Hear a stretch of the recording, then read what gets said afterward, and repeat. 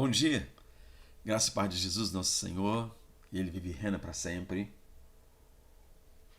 Nos chamou para si, para sermos verdadeiros adoradores. Temos divulgado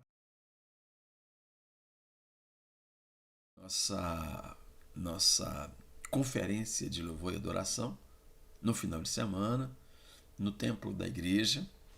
Então será sábado e domingo. Estaremos juntos no templo, numa conferência de louvor e adoração. Nosso irmão, ministro Vitor Queiroz, estará conosco. Ele é uma bênção, tenho acompanhado o trabalho dele.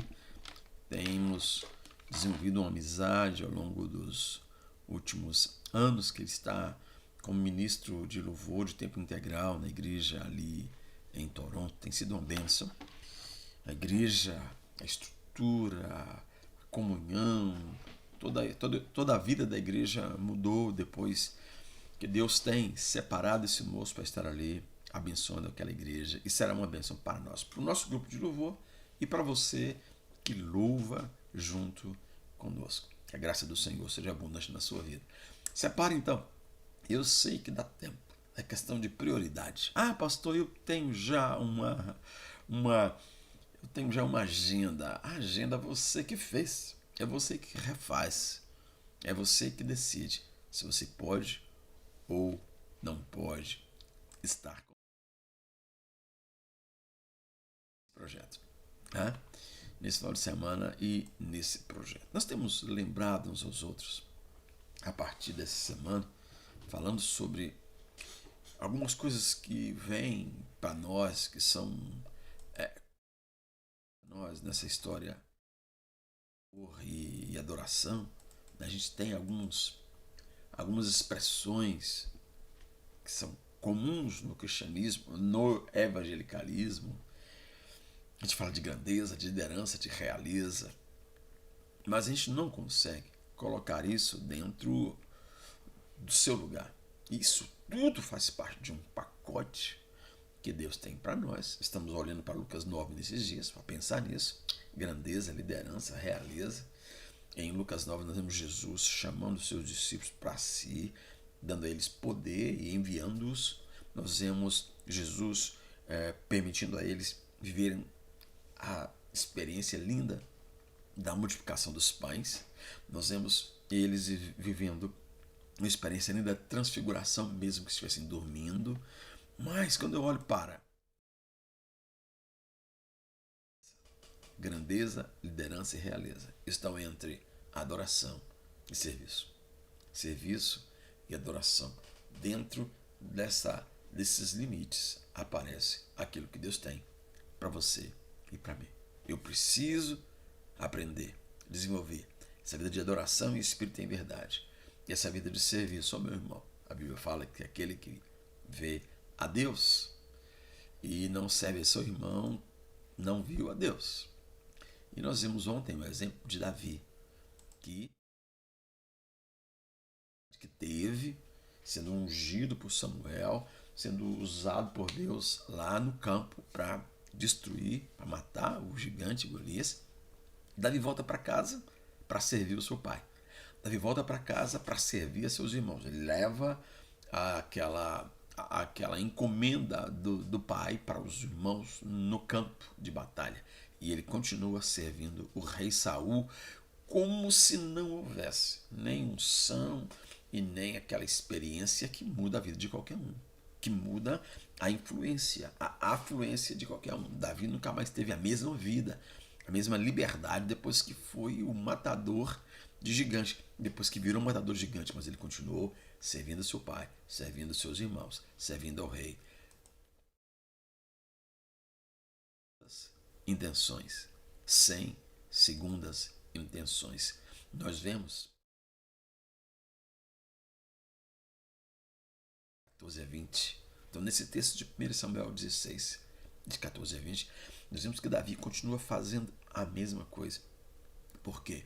Porque Deus começa a trazer para ele grandeza, liderança e realeza, literalmente.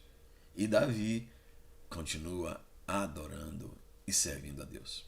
Adorando e servindo os seus irmãos. adorando e servindo seu pai, servindo seus irmãos, servindo o rei. Isso é algo que a gente precisa de aprender. Isso é algo que, enquanto a nossa vida de adoração, ela precisa de ser desenvolvida nesse ambiente para a glória do Senhor. Então, olha só, Lucas 9, nós vemos que de 1 a 6 ele delega autoridade e poder para os seus discípulos. Isso nós já vimos nesses dias. De 12 a 17 ele os envolve na multiplicação dos pães. Isso é algo extraordinário. De 28 a 36 do capítulo 9, ele os envolve na transfiguração. Eles testemunham a transfiguração e eles estavam dormindo. É incrível isso. Eles acordaram, eles dormiam e quando eles acordaram, aquela cena estava ali, a transfiguração. E eles então, de uma maneira meio de reação, né? Porque a fala de Pedro, a reação de Pedro foi mesmo uma reação. E Pedro, ele não aproveita bem aquele negócio. Não aproveita bem. Eu queria então orar com você, porque quando ele chama os apóstolos e relata, os apóstolos trazem um relato da viagem missionária que eles fizeram, eles estavam encantados. Eles voltaram e relataram o que tinham feito. Então eles tomou consigo, retiraram-se para uma cidade chamada Betsaida. As multidões ficaram sabendo e o seguiram. Foi nesse momento que ele os desafia a multiplicar pães. Ele os desafia a alimentar a multidão. Ele falava sobre o reino de Deus, curava os que precisavam de cura. E ao fim da tarde, os 12 se aproximaram dele. Não tem aqui uma atitude de liderança, né? Os 12 se aproximaram dele e disseram: manda embora a multidão para que eles possam ir aos campos vizinhos e aos povoados comprar comida, porque estão com fome, porque nós não podemos ter uma atitude irresponsável de manter essas pessoas aqui, sendo que não temos comida para elas. Tem uma atitude de liderança aqui, sabe? Tem uma visão de liderança, mas focada no humano, focada no homem. Uma visão de liderança, mas que de alguma forma não está motivada por uma vida de intimidade com Deus, de adoração, para ver o impossível, para ver o milagre, para ver aquilo que está além do que é palpável, tangível, documentável, contabilizável. Nós temos que ficar atentos a isso, irmãos. A liderança que Deus te deu, que Deus me deu, precisa ser motivada pela adoração, que vai motivar o sobrenatural, e Deus vai agir em nossas vidas. Nós precisamos estar liderando em oração, para que a nossa liderança não seja simplesmente uma ação de um bom empreendedor, de um grande gerente, mas resultado de quem anda com Jesus. Aquele que anda com Jesus é um adorador que serve seu irmão e que serve não na força da influência, da afluência, da habilidade de liderança administrativa, persuasiva, mas na ação do Espírito Santo na sua vida. Eu queria que você pensasse nisso, porque os discípulos, no final daquilo tudo, no versículo 46, eles começaram de novo. Não é a primeira vez que no texto sagrado eles vivem isso. Uma discussão sobre quem é o maior no reino dos céus. Essa discussão faz sentido quando você não entendeu ainda o seu papel entre adoração e serviço. Como consequência, grandeza, liderança, realeza. O texto sagrado fala que nós somos, como Davi, ungidos por Deus. E que Ele possa, sim, te abençoar e me abençoar. Vamos orar?